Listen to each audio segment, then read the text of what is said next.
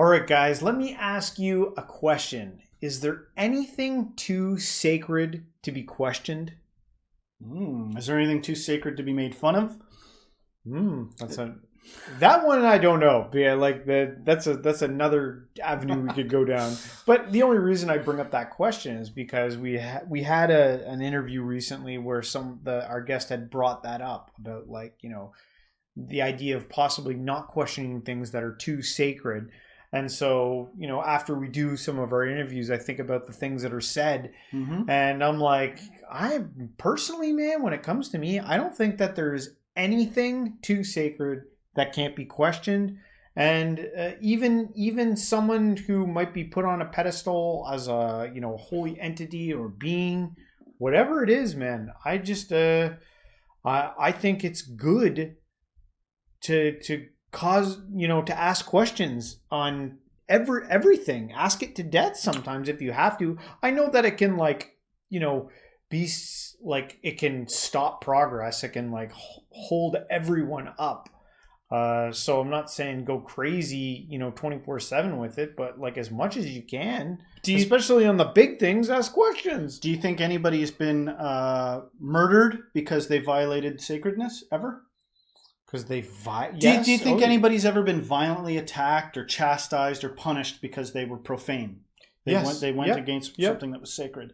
And there's lots of things that are sacred, right? Like, in some sense, we behave as if our laws are sacred. Yep. There would be consequences if you don't follow them. And there's social sacredness. Like to some people, the question alone, is there anything really so sacred you can't question it? Some people will be like, in real life, they'd be like, how you need lessons in, like, reality if you're even asking that. Like, ew. Like, there's some people that are like, they really wouldn't be interested in that. Yeah. But that's not what we're interested in here today. We're still free enough to ask the question. And even to me, even pushing it further is like, is there something so sacred that you can't make light of it? That's one that I think is even more stirring. People would be like, yeah, there's some stuff that if you were sitting there making fun of, like, what, like, and they could fairly go, what if I made fun of your thing that, like, I knew something about you that was you cherished and was valued to, and I made fun of you and I made fun of it. Yeah. You cool with that? Like, let's be reasonable. I'm sure my ego would be hurt, you know, on some level, depending on how deep and how cutting it was. But if you were imperturbable, if you were, like, still able to look back with love, you know, it's like, why are you purposely trying to bother me just to make a point? Well, that's an interesting point, you know, like, there's just more to it than that. Let's see what the video, I suppose, has to say about it. Right? There's no video. There's no video? We're just talking. Oh, okay. Well then, let's spin off of where we were already at.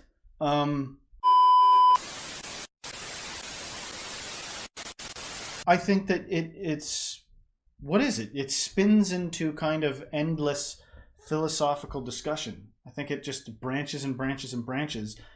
And then I just get the sense that people don't want people asking certain questions sometimes. They're like, don't ask questions. We don't want any, you know. That's why it's like when you ask a politician a question, I feel like they never give you a straight up answer. And it's like, okay, you only get one question. I totally didn't answer you on that question. And we move on. There should be like a rule, like, everyone hold up. It's like, first of all, let's acknowledge that you didn't answer the question at all. Mm-hmm. And let's go further into that. There's, like, we were even talking before, prior to even filming this, about, like, why it would be really hard to, like, get a politician guest on the show. You know, because they don't tend to show up a lot on, you know, podcasts that aren't, you know, set up in their favor, or the questions aren't, like, pre-script written. There's a reason why certain people don't come to the table on certain things. Delusion out of hand makes people they're so, like, self-contradictory and it's unchecked. Like it's weird. I think about people that seem to be people I find exceptional. They talk. There's a common theme I've found is that when they were kids, they would look at the adults and be like, they'd think there was something wrong with them, and then it would dawn on them. They'd be like, the adults are crazy. And then you get older and you understand why it is that way. And there's all kinds of controlling mechanisms. There's psychology that could be like, well, you're exhibiting, like, eternal child syndrome. You know, the rite of passage for a person is to take on responsibility. There's so many moralists that you could go to, but if you are honest, if you actually give a crap about honesty, that takes some time for some people to get to. Some people come and go. They never really valued honesty. Not going to get over that. But if you do value it and you're like, I got to be honest, like the reality is I am this way. If the answer is I am satisfied, I'm fulfilled, I'm not confused, then who is anyone to mess with you? You probably would be the type of person that even if someone came up and tried to offend you, you wouldn't like get yourself in the slammer by engaging in it. You know, like some of the stuff you see out there is just clearly ignorance, like clearly desperate ignorance. Yeah. But true wisdom and like self-resoluteness is, you know, I happen to believe it's kind of like beyond the ego. It's beyond egoic, like I'll hold myself peaceful relentlessly.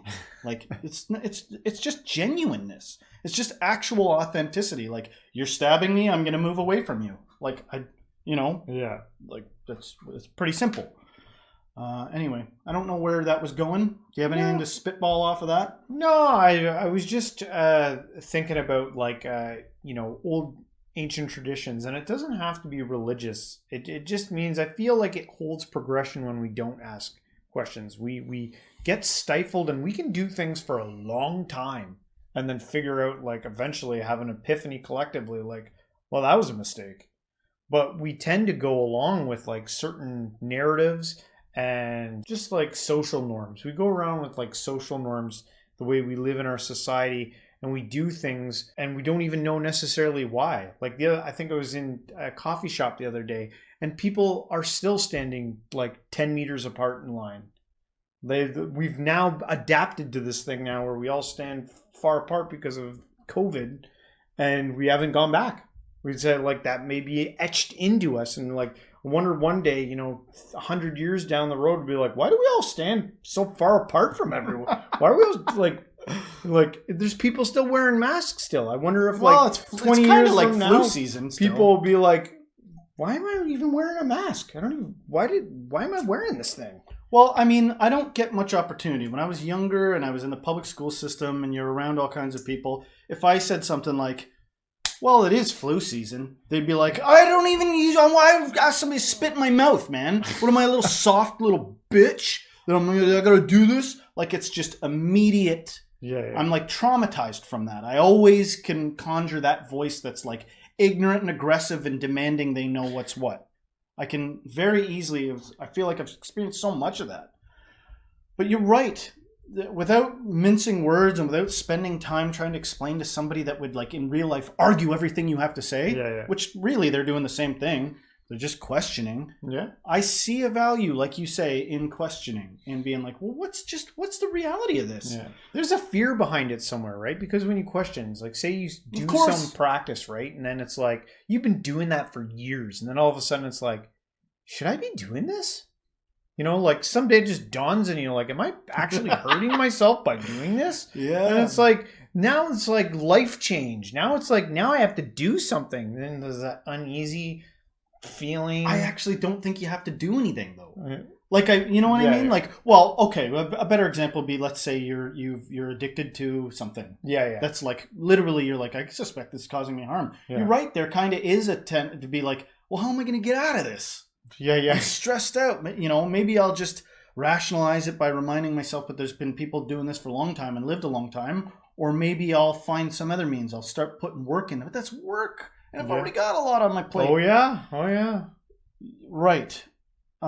Which I guess for some reason it's making me think that one of the best ways to teach somebody, like, let's say, for instance, you're not plagued by all these things. One of the best ways to teach people, probably by example, is to, like, show.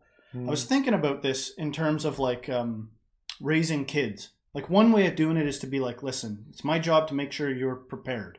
So I'm going to be hard on you so that you know the world out there is hard and only the tough survive. Yeah. But you could also, like, show that. You could also just be a strong person. Yeah. And be like, look, if you've seen me do it, you know it's possible. Yeah. You know what I mean? Now, as a parent, that's tough. Right. As a parent, that's tough. But if I put into someone's mind that only the strong survive, they're going to be validated. Especially at a young age, if I convince them only strong survive, that will be an undifferentiatable reality for them. They'll be like, it's apparent everywhere. They'll only, to he who has a hammer, all they see is nails. Yeah. That will, but when the time comes when they see something that's seemingly weak, Yeah. take the power or survive, it could cause serious cognitive dissonance. Yeah. And like, how do I even, those beliefs are so deep. Yeah. Yeah. Oh, yes. And so one thing I'd kind of like to see for humanity is a little bit of a chilling out. We take for granted that progression of all sorts is, we like hold a lot of things up on pedestals over and over throughout history. When we have a new technology, a new philosophy, a new way, we like hoist it up. Yeah. And then we kind of like, it is what it is. Yeah. What if you could just look around and understand everybody's, this would be for the few. I wouldn't really go out there and try to spread this as like a popular McDonald's style message. But for the few that can actually hear it, I would say, what if you can look around and appreciate everybody for the role they actually do have? Yeah. And just be like, I don't need to be exactly part of all this. You know, I don't need to really, you know, I can see the result. It's like, I have a pretty good idea what would happen if I put my hand into a bear trap. Yeah. So should I go into a synagogue and be like, say something profane just to stir everybody up? Like, what are you doing? Yeah. You're obviously caught up in your own drama. Yeah. Just chill out a little bit and see that you got here somewhere. If you're arriving at this conclusion, you've probably been informed by other people. It's not that unique. Yeah, yeah. You know what I mean? And then give everybody a chance. Well, guys, we like to leave it up to you. We hear from you in the comments. Is there anything too sacred to be questioned? Leave it with you there. And hopefully you liked our little talk here. If you did, please don't forget to hit the like, subscribe, share this with a friend, and everyone until next time. Stay spiritual.